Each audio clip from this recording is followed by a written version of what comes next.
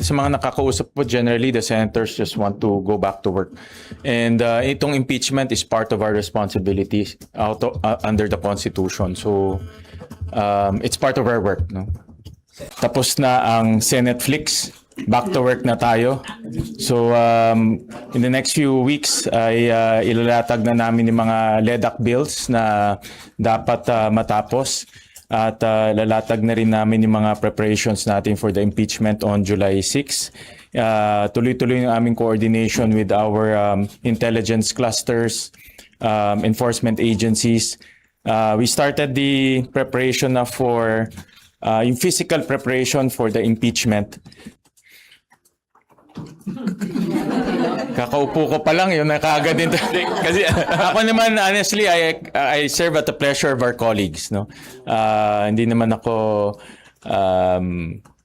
kumbaga, nasa kanila yun, no? sa mga colleagues natin. And like, kilala niyo naman ako, whether Senate President or not, I will work for the Filipino people. Sir, kasi ang ano sir ng public, kung kakayanin pa ba after ng matapos yung binanggit nyo nga, Senate Flix, then another episode or another season ng Senate Flix na naman in the coming months?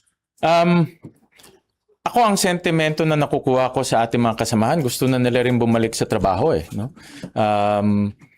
Stressful din nangyari sa lahat eh. Hindi lang naman sa akin or sa ilan na senator, lahat na stress eh. No? So they want to go back to the regular programming, which is legislation, debates, resolutions. Hindi kami magkaka-agree on many things. Hindi rin kami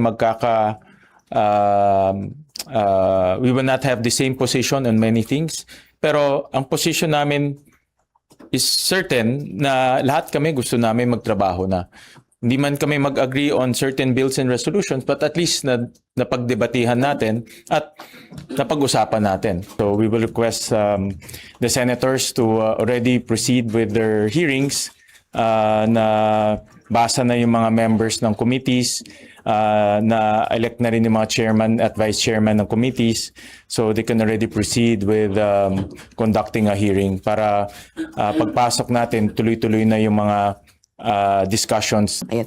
Sir, kahapon kasi sinabi ni Senator Ping na napag-usapan daw po ng majority na si Senator Cheese yung i-elect nyo, sir. How did you go about this decision? I don't want to preempt yung presiding officer discussion. Pag-uusapan pa yan ng mga senators. At under the rules, it's the Senate President who will preside unless the Senate will decide otherwise. No? So I don't want to preempt our discussion. So magkakaroon kami ng discussion dyan. Pero sir, tama ba?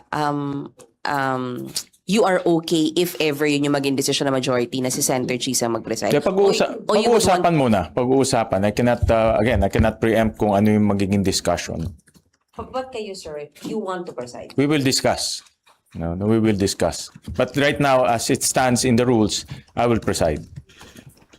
Kasi may quorum naman eh. No? In fact, during that time, may quorum tayo and there's already established precedents na in the past, there are 8 instances wherein 12 senators lang ang determine ng quorum.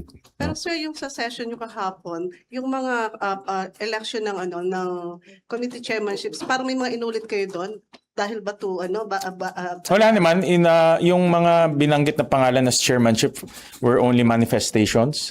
Kasi nag-elect na in the past tapos minanifest lang, and then ang importante doon yung election ng mga members. Yun ang pinaka-importante. Hindi siya inulit dahil may 13 No, numbers. if you listen to the motion ni Senator Zubiri, it was a manifestation on the part of the chairman, and then the members ang election. Sir, since may pending question before the Supreme Court, hindi kayo na mag-bother na later on kung magkaroon ng adverse ruling, will that affect? Wala naman TRO. If the Supreme Court thinks that there is irreparable damage, mag-issue yan ng TRO. So wala naman TRO na in-issue. So in the absence of a TRO, tuloy-tuloy lang trabaho. Pero I mean, in the, sir, na magkaroon ng decision ng Supreme Court, tapos the decision will affect the impeachment proceeding dahil nga based dun sa kung mag-iba kayo ng presiding officer based on that 12 member na or Wala naman.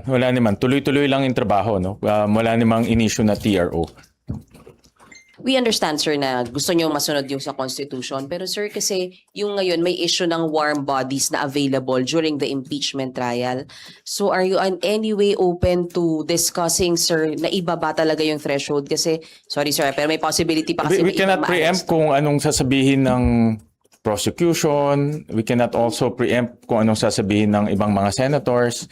I can only state my opinion, no, on the matter. That even if lower yung number ng warm bodies, you will adhere to 2/3 of 24? Ako, at least my opinion, no.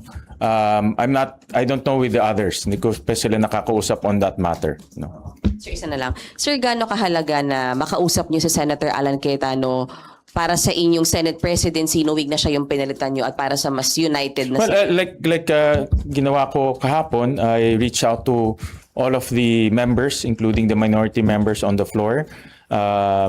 Kinausap ko si Senator Marcoleta, Senator Amy Marcos, Senator Lauren Legarda, Senator Pia.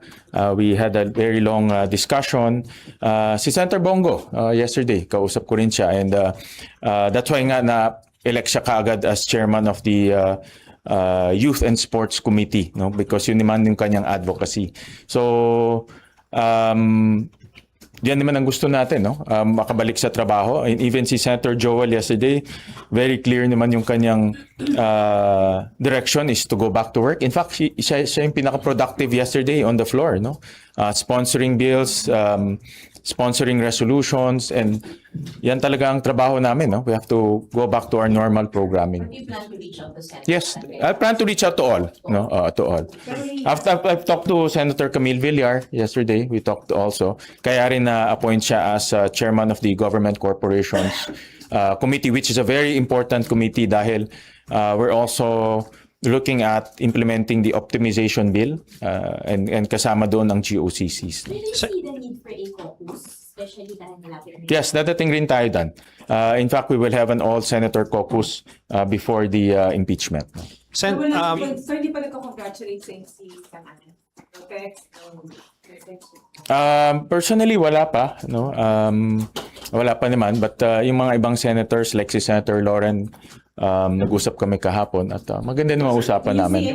To that, Wag na natin lagyan. Sen Win, may mga lilipat pa bang mga ibang senador papunta po sa majority? Sino-sino po kaya? I cannot preempt rin kung ano yung kanilang magiging decision. But one thing for sure, sa mga nakausap ko, even in the minority, they want to go back to work, no? And si Senator Camille Villar, isa siya sa mga gusto nang to buckle down to work.